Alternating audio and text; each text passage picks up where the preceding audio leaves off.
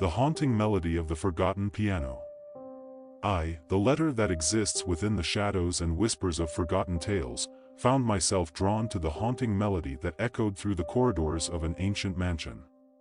It was a melody that transcended time, a tune both beautiful and unsettling, played by unseen hands on a long-forgotten piano.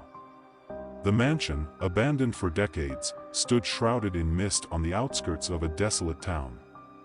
Its grandeur faded, windows boarded up, and gardens reclaimed by nature's relentless grasp. Yet, within the decaying walls, the piano's ethereal notes persisted, a siren's call to those who dared to listen. It was on a moonlit night that I, the silent observer, found myself standing at the mansion's imposing entrance. The air was thick with an otherworldly stillness, broken only by the melancholic melody that seeped through the cracks and keyholes. As I crossed the threshold, the grand foyer unfolded, adorned with dust-covered furniture and portraits of a family long gone. The piano, a majestic instrument hidden in the corner of a forgotten parlor, beckoned me. It seemed to possess a life of its own, its keys untouched by human hands for years untold. I, compelled by an unseen force, approached the instrument and felt the coolness of the keys beneath my metaphysical touch. The haunting melody began to play, as if the piano itself craved an audience. The notes danced in the air, weaving a tale of love and loss, of a bygone era when the mansion was alive with laughter and joy. Yet, beneath the surface, there lingered a sorrowful undercurrent, a narrative of secrets buried in the mansion's silent halls. In the flickering candlelight, I ventured deeper into the mansion, guided by the spectral strains of the piano. Shadows seemed to stir, whispering half-formed sentences that dissipated like mist upon the wind.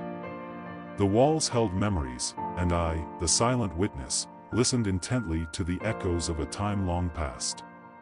As I ascended the creaking staircase, the piano's melody trailed behind, creating an ethereal soundtrack to my exploration. The mansion unfolded its mysteries, a forgotten nursery with dusty toys, a decaying dining hall frozen in time, and a library with shelves laden with books untouched by human hands. The piano's haunting tune led me to a door at the end of a dimly lit corridor. As it swung open with a reluctant groan, I entered a chamber untouched by time. The room was adorned with faded wallpaper and a cracked mirror that reflected a ghastly semblance of my unseen presence. At the center of the room stood a figure, a specter draped in tattered garments, its back turned to me. The piano's melody, now a mournful dirge, emanated from the ghostly figure's outstretched hands. It was as if the spirit itself was the maestro, conducting the ethereal orchestra that permeated the mansion. I, the silent I, stood in the doorway, observing the spectral performance. The figure turned slowly, revealing hollow eyes that seemed to hold the weight of centuries. With a gesture, it beckoned me closer, and I felt an inexplicable compulsion to join the spectral dance. As I approached, the room quivered with an otherworldly energy. The walls pulsed with memories, and the piano's melody reached a crescendo. The figure extended its hand, and I, the letter existing on the precipice of the unseen, touched the spectral fingers. In that moment, the mansion's history unfolded before my unseen eyes. A tale of love and betrayal, of a family torn apart by dark secrets.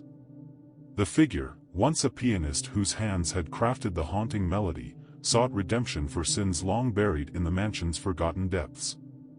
The room transformed into a spectral ballroom, and the mansion's apparitions materialized, frozen in time, trapped in a macabre dance.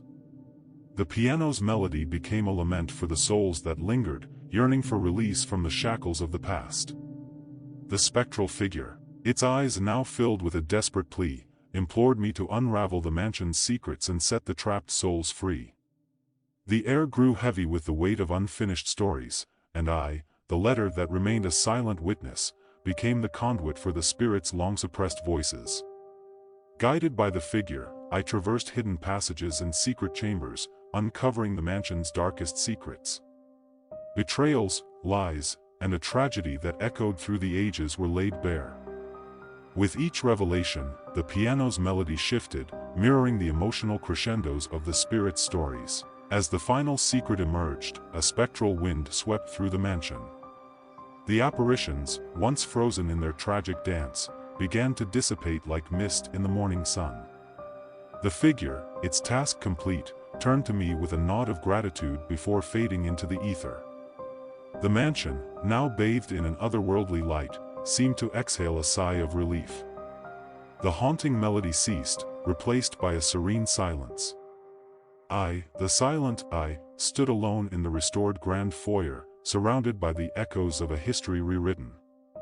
The piano, once a vessel of sorrow, now stood silent, a relic of a bygone era.